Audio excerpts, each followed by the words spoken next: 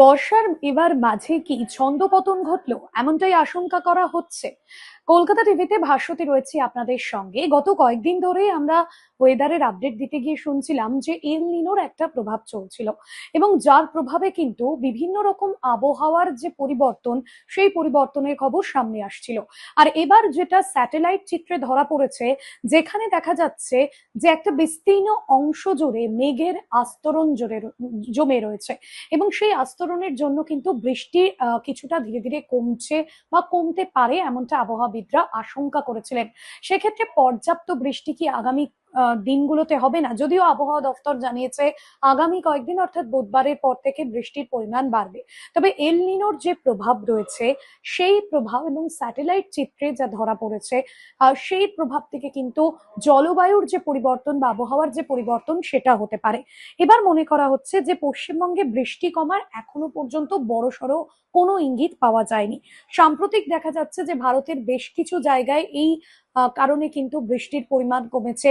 বেশ কিছু জায়গাতে খরা পরিস্থিতি তৈরি হয়েছে গরমে, সেখানে বৃষ্টির দেখা মেলেনি এবং পর্যাপ্ত জলের অভাব দেখা দিয়েছে। বিভিন্ন জায়গায় যে পুকুর বা জলাশয়গুলো ছিল তা শুকিয়ে গিয়েছে, যার ফলে কিন্তু একটা চিন্তার কারণ থাকছে যে এবার পশ্চিমবঙ্গেও কি সেই পরিস্থিতি তৈরি হতে পারে।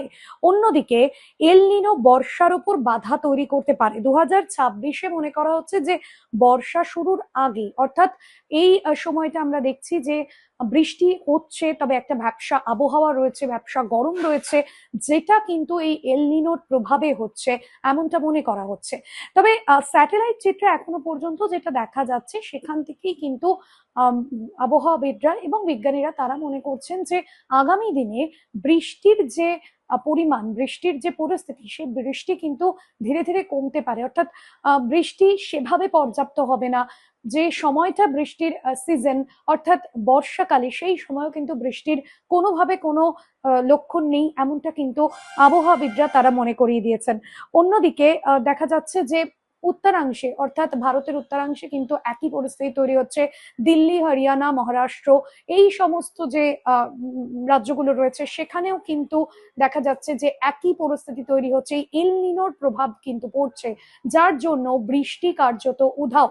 এখন কয়েক দশক পর এই এল নিনোর প্রভাব কতটা ভারত বা এই আমাদের প্রকৃতিকে এফেক্ট করবে, প্রভাব পড়বে, সেটা কিন্তু দেখার।